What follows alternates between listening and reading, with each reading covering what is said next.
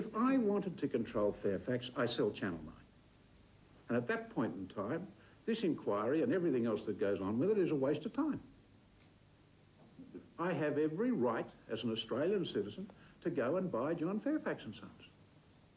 Now, there is nothing that any of you can do about that. I have decided I want to remain in television. And I accept, and I have accepted, from day one, that you cannot control television and newspapers. The essence of that evidence bears repeating. And I accept, and I have accepted, from day one, that you cannot control television and newspapers. Good evening. As media issues go, this one's as important as they get.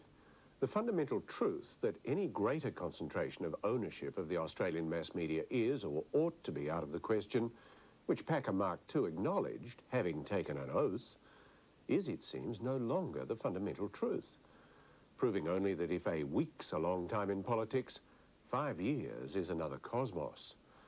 Even the coverage of the Packer move on Fairfax epitomises the implications for the national interest. It's Murdoch's people who track the action in headlines.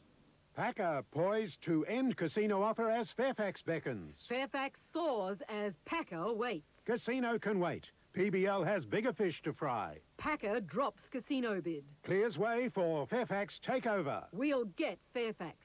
But the Murdoch coverage comes with Murdoch self-interest. Not at all curiously, both Murdoch and Packer servants are schooled in the importance of loyalty and the company line at the Chief of Staff's knee. So access to disinterested journalism on this ineffably important story is unavailable to most Australians. A case in point, how have the television networks covered it? Channel 7, part owned by Murdoch. PBL was concerned about probity checks by the Casino Control Authority. But analysts believe Mr. Packer dropped the bid to focus on winning control of the Fairfax newspaper empire. A straight story and an important one. And how did Packer's own newsroom cover it? By leaving it out.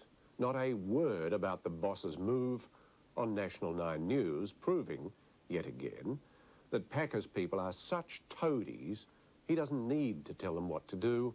They already know. When the Fairfax journos met to consider industrial action against the Packer takeover, that too was worthy of coverage. 7. Journalists at Fairfax newspapers today met to consider strike action. The latest protest over plans by Prime Minister John Howard to ease cross-media ownership rules to allow Kerry Packer to own Fairfax as well as Channel 9. 9's coverage? There was no coverage. Augurs well for the future of Fairfax, doesn't it? But there's a sting in the tail of the 7 story. Their boss made it onto their news, of course.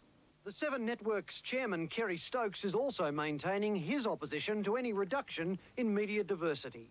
The more of us there are, the more differently we see things, the more choices there are. Democracy is a very fragile thing, and it's well served by more viewpoints than fewer. 7 News ran that highlight from Barcelona Tonight, which gave us the complete version of the thoughts of Perth Kerry.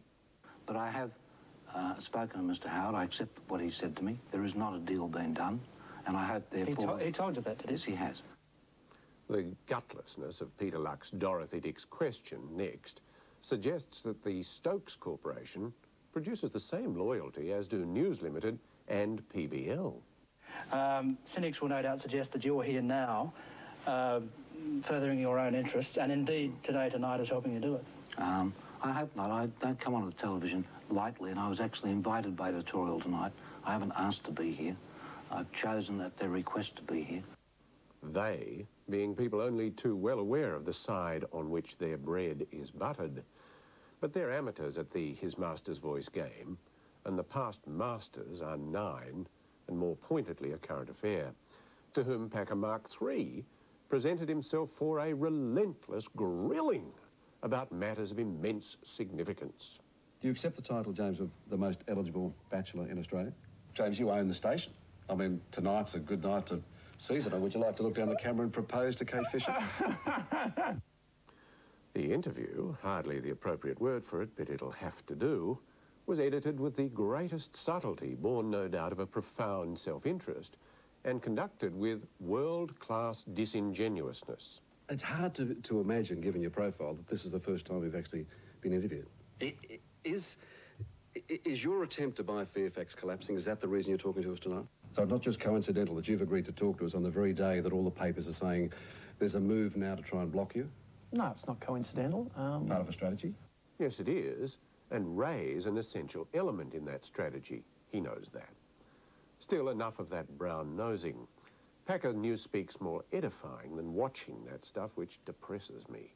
People think that's journalism. This, I think, is a more instructive exercise.